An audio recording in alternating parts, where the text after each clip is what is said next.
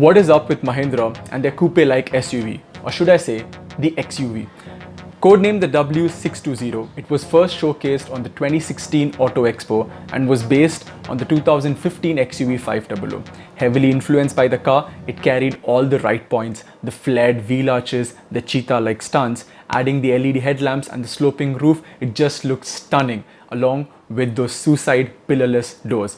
What a looker it was. It was designed by the same person who designed the XUV 500, Miss Ramkripa Anandan. Hats off to you, ma'am. That car looked fabulous. But why are we seeing it now, 5 years later? Well, Mahindra has had a recent shift from being a utilitarian brand to a lifestyle brand.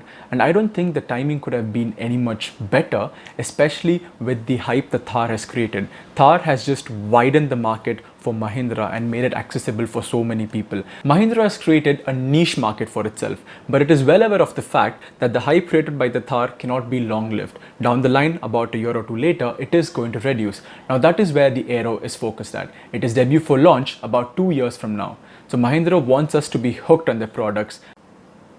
Well, it can work out both ways, but with the current market scenario, it's worth the push.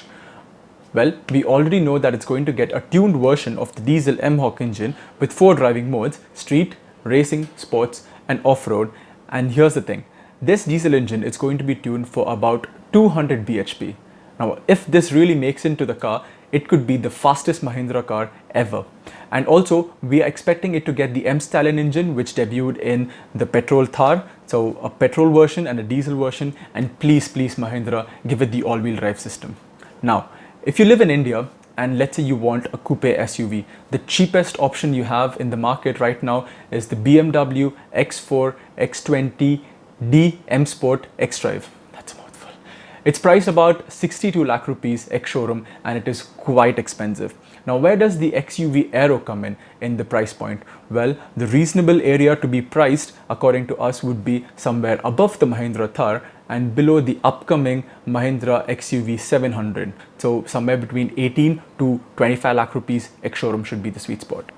As you know, India is a very price-driven market and puts the VFM quotient, the value for money quotient, above all. The reason why the new generation Mahindra Thar is selling like hotcakes is because Mahindra listened to their customers. Anybody who bought the older Thar would put in a hardtop roof, forward-facing seats, would get a touchscreen audio system, and they've given it all, including alloy wheels and whatnot.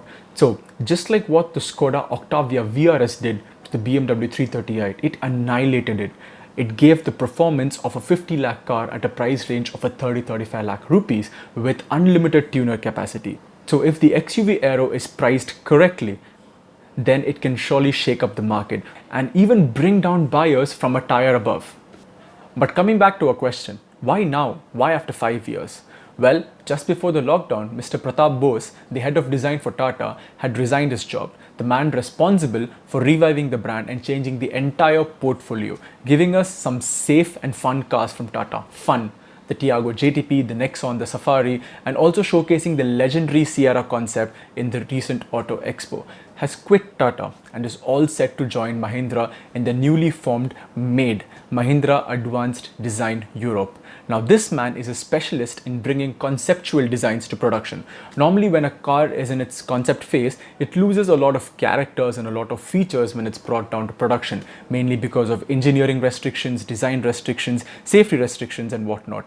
But this man is a specialist in holding on to its Q ideas. I just hope they somehow manage to maintain the pillarless suicide doors, but I think it's a very slight chance they get to do that. Is the XUV Aero an influence of this man, or is it just Mahindra upping their game? Whatever it is, I'm just excited to have a look at the car in its flesh and bones. Facts that are unclear about the XUV Aero: 2 things. A, the design. Now we have 2 cars of the XUV Aero, one in the 2016 Auto Expo and the other one shown in the pictures recently. Now between these two, the changes are very minor, namely just the headlights and the taillights. The second picture looks more production ready, but here's the twist. The current XUV 500, codenamed W201, is due for change on October 2021 and is to be renamed as the XUV 700. And this new car is not just a mere facelift like what has happened in the past. This is an all new design. So it is going to be a new chassis, it is going to be a new exterior, interiors, everything is going to change. So the current Aero, the pictures of what we have is the older car. So what is going to happen to it?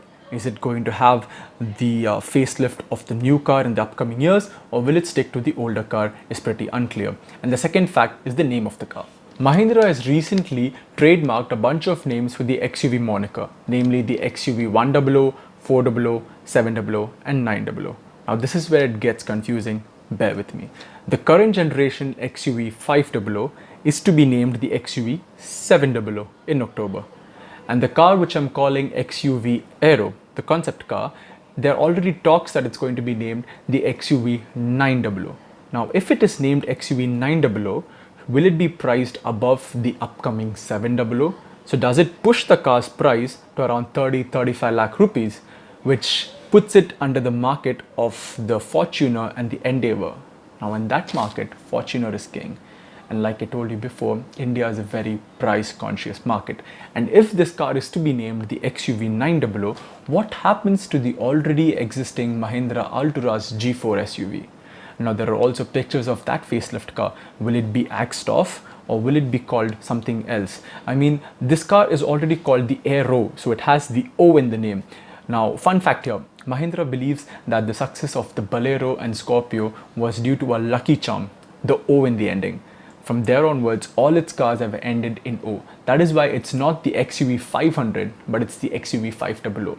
And Aero itself sounds very futuristic. It sounds very fast. It sounds very aerodynamic. So why change the name? Go down in the comments and let me know what this coupe SUV should be called. XUV Aero or XUV 900. And do hit the like button, do subscribe. We are having a lot more content for you coming up. Stay tuned for more.